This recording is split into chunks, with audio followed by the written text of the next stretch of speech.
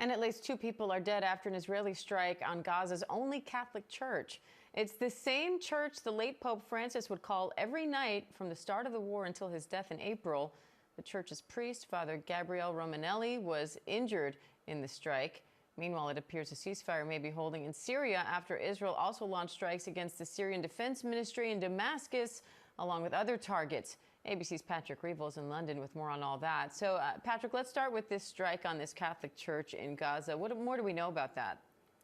Hi, Dan. Yeah, this morning, the Church of the Holy Family, which is Gaza's only Catholic church, says it was hit by what appears to be Israeli tank fire. The church says that at least 2 people were killed and 14 injured, including the parish priest, Father Gabriel Romanelli, who used to speak with the late Pope Francis every evening. Those calls becoming well known, particularly after the late Pope's death. The Pope used to call the parish priest every evening from shortly after the start of the conflict. The Pope also there's some amazing videos showing the Pope, for example, I think you can see right now, in fact, speaking there with Father Gabriel Romanelli. Father Romanelli appears to have received a light injury to his leg. Some of the others hurt were critically injured.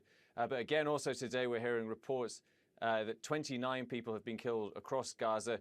Pope Leo, the present Pope, has issued a statement saying that he's deeply saddened by the loss of life, and again repeating his call for an immediate ceasefire. To Gaza's only Catholic church after it was struck by Israeli artillery.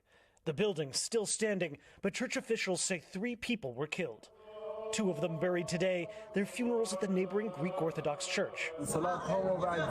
As they were leaving after finishing their prayer, they were targeted, said this man who was sheltering in the church.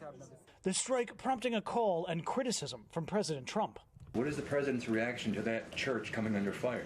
It was not a positive reaction. He called Prime Minister Netanyahu this morning to address the strikes on that church in Gaza. The IDF says fragments from a tank shell fired nearby hit the church mistakenly. Israeli Prime Minister Benjamin Netanyahu saying Israel deeply regrets that its stray ammunition hit Gaza's Holy Family Church.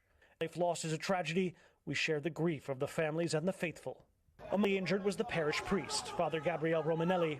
It was Father Romanelli who the late Pope Francis called every day in the months before he died